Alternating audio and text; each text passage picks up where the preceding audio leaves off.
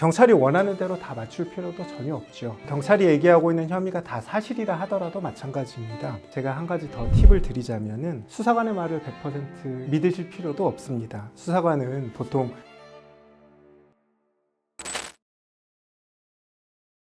안녕하세요. 당신의 든든한 법률 파트너 대륜입니다. 저는 대륜의 안영진 변호사이고요. 저는 대한변호사협회 형사전문변호사 김명철 변호사입니다.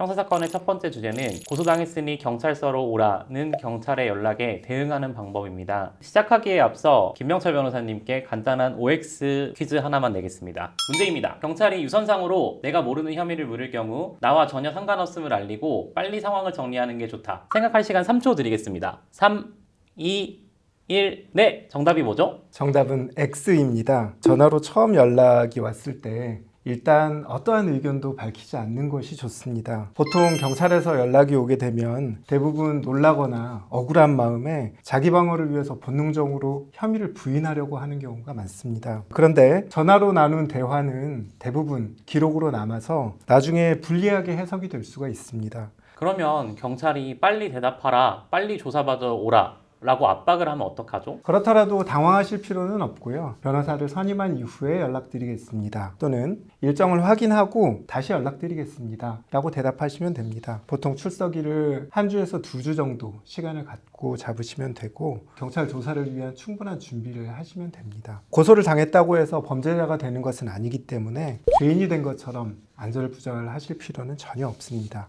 또 나아가서 경찰이 원하는 대로 다 맞출 필요도 전혀 없죠. 경찰이 얘기하고 있는 혐의가 다 사실이라 하더라도 마찬가지입니다. 제가 한 가지 더 팁을 드리자면은 수사관의 말을 100% 믿으실 필요도 없습니다. 수사관은 보통 자백을 이끌어내서 수사를 편하게 진행해 나가기 위해서 여러 가지 수사 기술을 사용하는 경우가 많은데 수사 기술에 동화되지 마시고 차분히 준비할 시간을 확보하시는 것이 좋습니다. 아무것도 모르고 경찰이 유선상으로 요구한 바와 같이 그대로 했다가 피해를 봤던 사례가 있으면 한 가지 소개해 주실 수 있을까요?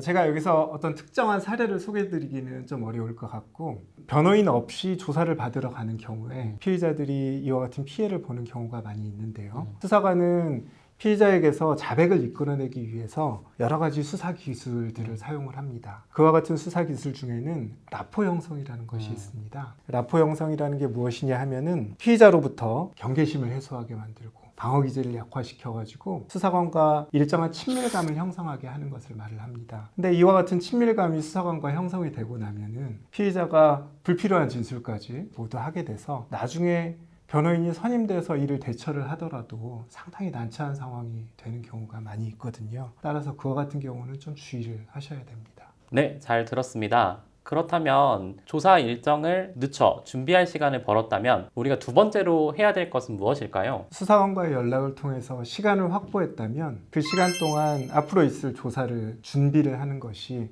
가장 중요하겠죠. 그런데 그 준비의 과정에서 가장 중요한 것, 가장 우선순위에 두어야 할 것은 고소장을 확인하는 것입니다. 지피지기면 백전불태라는 말이 있죠. 적을 알고 나를 알면 100번 싸워도 위태롭지 않다는 그런 취지의 말입니다. 이것은 수사 대응에서도 역시 마찬가지입니다. 고소장을 통해서 내가 어떤 혐의로 수사를 받고 있는지를 잘 파악해야지 앞으로 조사에 어떻게 임할 것인지 전략을 정확하게 세울 수가 있습니다. 경찰 수사서류 열람 복사 규칙 제3조 2항에 따라서 피의자는 자신에 대한 고소장의 고소 내용, 특히 이제 혐의 사실 부분을 열람 등사할 수가 있기 때문에 경찰서에 열람을 신청을 한다든지 인터넷으로 신청하는 방법으로 고소장 열람을 신청하셔가지고 고소장을 확보하는 것이 가장 우선순위에 와야 될 것 같습니다. 그 이후에는 그 사실과 관련된 증거들을 모으는 것이 중요합니다. 보통은 당시 상황을 기록하고 있는 CCTV나 피해자와 나누었었던 여러 가지 메신저 또는 통화 기록 이런 것들이 있겠죠. 그래서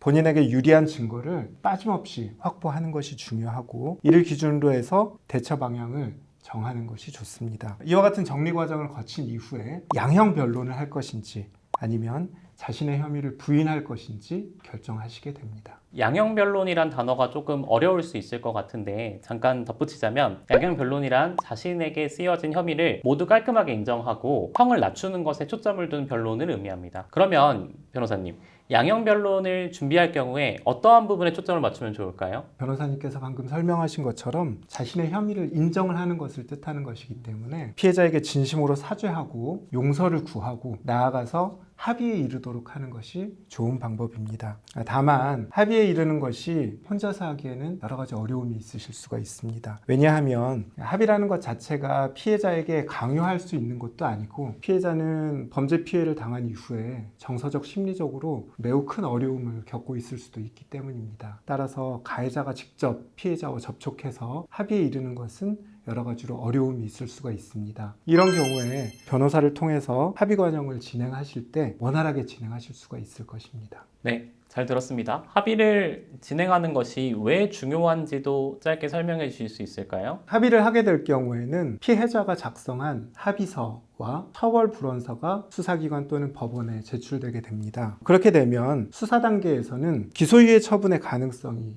높아지게 되고 공판에 이르게 된다 하더라도 선고유예 등의 경미한 형으로 처벌을 받을 수가 있습니다. 따라서 공판 전에 합의를 하는 것이 매우 중요합니다. 그러면 변호사님, 합의가 정말로 어려웠던 사례가 있으면 한번 소개해 주실 수 있을까요? 보이스피싱 사례가 한 건 있었는데 당시에 피해자가 보이스피싱 조직의 연락을 받고 심리적으로 상당한 압박을 받은 상태에서 저에게 피해금을 뜯긴 사례였었습니다. 피해자가 너무나 큰 충격을 받아가지고 합의에 이르는 게 정말 어려웠었습니다. 그때 당시에 저희 의뢰인이 저희를 선임하기 전에 직접 찾아가가지고 사죄 인사를 드리려고 시도도 했었고 사죄 편지를 보내기도 했었고 이 피해자는 이 의뢰인을 만나려고 하지도 않았었고 편지를 전달하기도 정말 어려운 상황이었었습니다. 그래서 일단은 피해자를 감정적으로 좀 어루만져 줄 필요가 있다고 생각을 했었습니다. 그래서 제가 피해자에게 여러 차례 연락을 해가지고 피해자의 다친 마음을 좀 어루만져 주려고 노력을 했습니다. 그 이후에는 저희 의뢰인, 즉 피의자 또한 보이스피싱 조직에 의한 또 다른 피해자라는 점을 강조를 했었고 경제적으로 매우 어려운 상황임에도 불구하고 합의금을 마련하기 위해서 여러 가지 방법으로 노력했다는 점, 이런 점들을 강조해서 결국에는 합의에 이르렀던 적이 있습니다. 네, 잘 들었습니다. 오늘 김명철 변호사님이 말씀해 주신 내용만 숙지하면 경찰로부터 전화가 온다고 해도 아무런 걱정을 할 필요가 없겠는데요? 그렇습니다. 형사소송 같은 경우에는 그 대응법을 아는가, 이 차이가 최종 판결에 매우 중요한 영향을 미칩니다. 그래서 오늘 안내해드린 내용들을 꼭 기억하셨으면 좋겠습니다. 잘 기억하시면 살면서 여러모로 도움이 되실 수 있을 것이라고 생각이 됩니다. 네, 감사합니다. 끝으로 오늘의 내용을 잘 숙지하셨는지 테스트하기 위해 OX 퀴즈를 한번 내겠습니다. 경찰이 유선상으로 내가 모르는 혐의를 물을 경우 나와 전혀 상관없음을 알리고 빨리 상황을 종료하는 것이 낫다. 생각할 시간 3초 드리겠습니다. 3, 2, 1. 정답이 뭐죠? 정답은 O도 아니고 X도 아닙니다. 그리고 3초 안에 답변할 필요도 없습니다. 퀴즈 출제자가 선택지를 좁혀놨다고 해가지고 그 선택지 내에서 골라야 하는 것은 아닙니다. 이것은 수사에 있어서도 마찬가지입니다. 방금 예시로 든 OX 퀴즈처럼 경찰 조사에서도 여유를 가지고 잘 대응하신다면 본인에게 유리하게 잘 대응하실 수 있으실 겁니다. 네, 오늘의 내용이 도움이 되셨다면 구독과 좋아요, 알림 설정 부탁드리겠습니다. 추가적인 궁금증이 있으면 댓글로 남겨주시면 저희가 꼼꼼히 확인하고 답변 드리도록 하겠습니다. 그러면 저희는 경찰 조사 주의사항으로 다시 돌아오겠습니다. 감사합니다. 감사합니다.